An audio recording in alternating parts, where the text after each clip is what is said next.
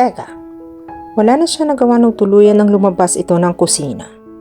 Naiwan siyang nagtataka pa rin. Anong problema ng isang iyon? Siya pa ang may ganang magalit samantalang siya itong kanina pang nang aasar. Dumako ang tingin niya sa iniwan nitong kape. Pabayaran ko sa iyo ang tasa na ito. Sumandal siya sa kinaupuan at tinangala ang kesame. No need to worry. Nariyan lang sa tabi-tabi ang yellow pages. Pwede niyang tawagan ang bahay nito at magpaturo ng direksyon sa makakausap niyang katulong nito. She brought her cup to her lips, and the glint of the ring on her finger flashes in her eyes. She couldn't help smiling, and she couldn't help easing her irritation at him. Lalo nang muli na naman niyang maalala ang halik nito. Ang halik ng kanyang asawa. To tell you honestly, talagang nagulat ako nang malaman kong nagpakasal ka na, Lara. But then again, seeing the two of you together, I know now why. Ang totoo, matagal na kaming nagkakakilala ni Maverick, Attorney Lorenzo. Hindi ko lang masabi kina mama dahil baka makialam sila sa relasyon namin. Sagot niya. I understand. May pagka-domineering nga silang minsan. Kung ganoon, may pinagmanahan pala itong misis ko. Singit ni Maverick. Lago pa niyang hinigpitan ang pagkakaangkla sa braso ni Maverick. Upang palihim na maiparating dito, na wag na itong magsalita pa. At baka kung ano pa ang masabi nito. He's just so in love with me, attorney. Kaya hindi na niya ako pa pinakawalan. Well, I had to. Kung hindi ay masisiraan ako ng bait dahil sa iyo. Tumawa lang ang abogado. Ngunit batid niyang iba ang tinutukoy ni Maverick.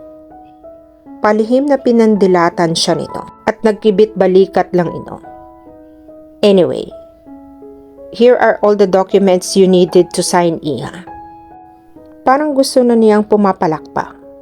Sa wakas, matutupad na rin ang pangarap niya. And she owed Maverick for it. Kaya siguro, magiging mabait na rin siya rito, kahit paano. Abot hanggang tenga ang mga ngiti niya sa kanyang mga labi, nang iabot ng abogado sa kanya ang mga papel, na kinalalagyan ng account number niya sa bangko. Okay, that's about it. At ibinalik na ni Attorney Lorenzo ang kopya nila ng marriage certificate. Congratulations sa inyong dalawa. I hope you two have a great life together. Thank you po. Si Maverick ang nakipagkamay sa abogado dahil parang lumilipad pa rin ang isip niya sa mga sandaling iyon. Sumunod na lang siya sa mga ito nang ihatid ni Maverick si Attorney Lorenzo sa pintuan. Anyway, I'll just see you, newlyweds, from time to time para lang i-monitor ang progress ninyong mag-asawa. What? Halos sabay na sambit nila ni Maverick. Wag ninyong ganoong intindihin. It's just a procedural thing to complete the contract. At ako naman ang gagawa niyon. So wala kayong dapat ipag-alala. Natatawa na lang ito habang napailing. May pagka-paranoid yata kasi ang lolo at lola mo. Kaya siya ang nagsama ng idea na i-monitor ko kayo ng asawa mo for the couple of months. Para lang masiguro na hindi nga palabas ang lahat ng mga ito. But I know you'll pass this stage with flying colors. Ilang minuto nang nakaalis si Attorney Lorenzo, pero nakatayo pa rin sila ni Maverick sa pintuan. Imo-monitor pa raw ng abogado ang progress ng pagsasama nila bilang mag-asawa. Ang ibig sabihin niyon, hindi pa sila pwede mag-file ng annulment. Don't you know about this? Pagkakuan ay tanong ni Maverick. Hindi ko alam na ganoon pang kasama sa testamento. Hindi mo alam? O hindi mo lang pinakinggan? Bumalik na ito sa kusina. Sumunod siya rito. Alam kong asar ka na dahil sa nangyaring ito. Pero wala na tayong magagawa. Nandito na ito. Isa pa, naniniwala naman sa atin si Attorney Lorenzo. Kaya ituloy na lang natin. Tutal, ang sabi niya, ilang buwan lang naman ang magiging obserbasyon niya sa buhay mag-asawa natin. At mabait naman ang matandang iyon. Kaya ko siyang utuin na tawagan muna ako bago siya pumunta rito para makapaghanda tayo since hindi naman kasi tayo magsasama sa isang bubong. At, Lara, will you shut up for a moment? She was stunned. Ngayon lang may nagsalita sa kanya ng ganoon. Tuloy ay parang gusto na niyang maiyak. Pwede naman kasi siyang patahimikin ito sa Tagalog. Bakit kailangan pa sa English? Mas masakit tuloy pakinggan. Daig pa niya na sinipang aso palabas ng bahay. Dahil napahiya. Umalis na lang siya sa harapan nito. Bago pa nito makita ang pagtutubig ng kanyang mga mata. Ngunit pinigilan siya nito sa braso. Saan ka pupunta? Tanong nito.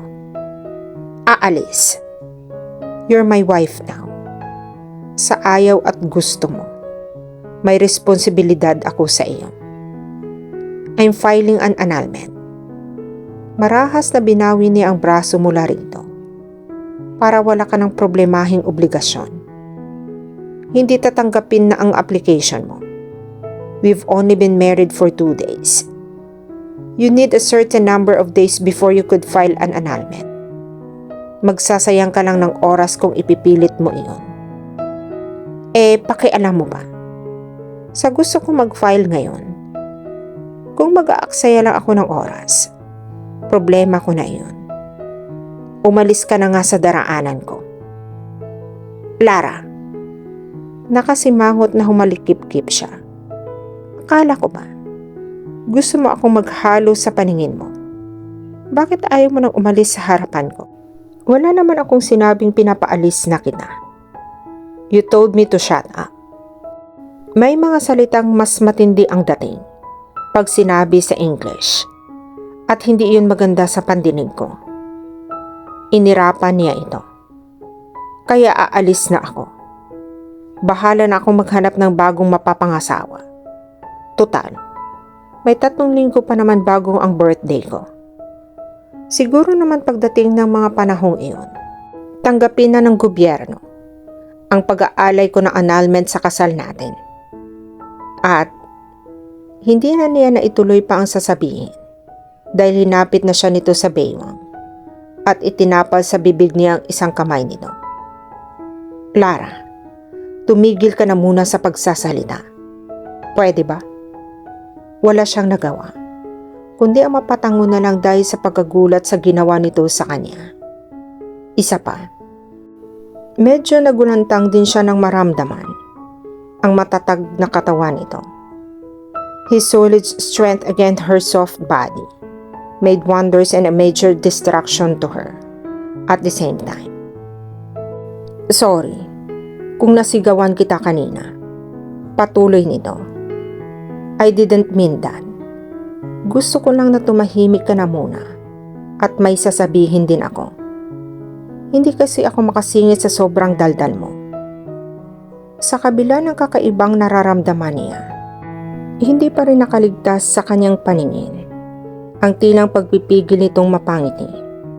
Subalit na mapansing marahil nito na pinagmamasdan ito, ay tumikim na ito at muling nagseryoso. Ang totoo, hindi ko gusto ang sinabi ng abogado ninyo. May usapan tayong sandali lang ang drama nating ito. Pero base sa narinig ko kanina, mukhang hindi ito basta matatapos kaagad. Kaya lang, wala na rin naman akong magagawa. We're married now, and it's for real.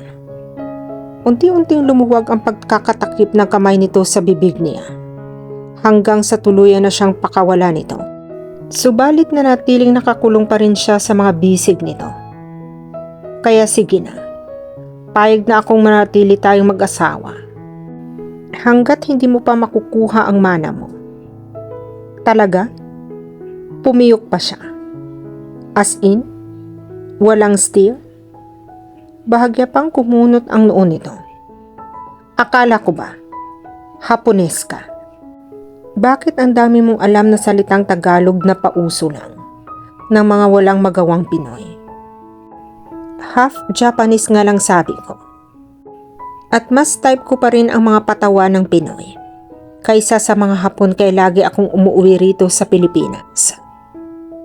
Just to learn those stupid words? There's nothing stupid about something that defines us, Maven. Hindi na ito sumagot pa. Pareho lang na tahimik nilang pinagmamasdan ang isa't isa. Heto na naman, ang mga kabayong nangangarera sa kanyang dibdib. Kaya siya na ang naunang kumilos upang makalayo rito. Hinayaan din siya nitong makawala. Pero kung kailan siya nakalaya rito, sa kanya hinanap ang mga mayuming init na hatid ng mga bisig nito. Gaga talaga siya minsan. So, basag niya. Sa nakakailang na ng katahimikan, ano na ang gagawin natin ngayon? Pagkatapos nating mag-away at magbati. Ang sabi ng mga kaibigan ko, usually, kapag nag-aaway sila sa kanilang mga asawa at nagkakabati, diretso na sila agad sa kwarto nila. Tapos alam mo na, naghintay pa siya ng mag-elaborate ito. Pero nanatiling nakatikom lang ang bibig nito. But his eyes were glinting with amusement, and it made her realize what he was thinking about, and that he was laughing at her. Her cheeks were burning when she punched him on his forearm. I'm not going to have sex with you. Ngumisi siya. Manigas ka riyan. Aalis na sana siya sa harap nito nang may maalala siya. Oo nga pala. Since dito na ako sa bahay mo titira, kailangan ko ng 2 kwarto. Saglit na nag-isip ito bago tumango. Bahala ka. Basta wag mo lang pakikialaman ang kwarto ko. Ano naman ang gagawin ko sa kwarto mo? Baka gapangin mo ako. Mabuti na yung nagkakaintindihan tayo. Sasagot pa sana siya. Ang kaso ay biglang tumunog ang kanyang cellphone. Ang pamilyar na boses agad ng kanyang ina ang narinig niya. Ano itong nabalitaan namin kay Attorney Lorenzo? Na nagpakasal ka na raw. Lara, what did you do? Ang ama mo rito, na alta presyon, dahil sa nalaman namin. My goodness, you're too young to get married. Mahihirapan ka sa pagpapakasal mong iyan. Pahihirapan ka lang ng asawa mo. Ang boses naman ng kanyang ama ang sunod na narinig niya. He was just like her mother, who could talk non-stop. In Japanese nga lang. Nanatili lang sa kanyang harap si Maven, kaya hindi niya gaanong inintindi ang sinasabi ng kanyang mga magulang. Ano nga ba naman kasi ang magagawa ng mga ito, kundi ang magsalita lang? Nasa Japan ang mga ito. Kaya pagbibigyan na lang niya ang paglilitan niya sa kanya ng mga nakasanayan na niya. And then her father demanded her to talk her husband. Inabot niya kay Maverick ang cellphone. Kakausapin ka ng tatay ko. Tinanggap nito ang cellphone at hindi pa ito nakakatapos ng maghilaw ay nawala na ito ng imig. Ang tatay talaga niya. Pinaulanan na siguro nito ng sermon ang pobreng lalaki. Ilang sandali pa ay kumunot nung ibinalik nito sa kanya ang cellphone. Anong sabi? Tanong niya. Bakero at baka lang ang mga naiintindihan kong sinabi niya. Ano ba iyon? Wala iyon. Minumura ka lang niya. Sabi ni Lara. At dito na po nagtatapos ang part 5 ng ating kwento. Sabay-sabay po nating abangan ang susunod na kabanata. Be good, Be safe and God bless po everyone.